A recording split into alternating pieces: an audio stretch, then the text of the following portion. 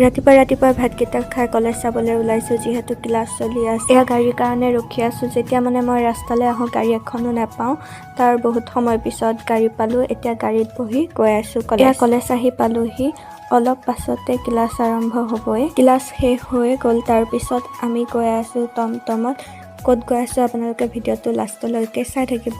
আমি আহি থাকোঁতে ৰেল গেট পৰি গ'ল, সেইকাৰণে অলপ ৰখিব লগা হৈ গ'ল। এই শিলফাটাটোৰ ওপৰত দেখিছেনে গছজোপা কেনেকৈ লাগিছে? দেখিবলৈ কিবা এটা ভাল লাগিছে ন? আমি আহিছিলোঁ মানে লংকাৰ ফুড মাৰ্টত বিৰিয়ানী খাবৰ কাৰণে আহিছিলোঁ আমি সকলো মানে লগৰ কেইটা লগত। আহি লৈয়ে আমাৰ ফটো উঠা আৰম্ভ হৈ গ'ল নহয় আৰু। এইফালে বিৰিয়ানী আহি গ'ল, খাই কৈ লওঁ আৰু। এতিয়া গৈ আছোঁ ঘৰত।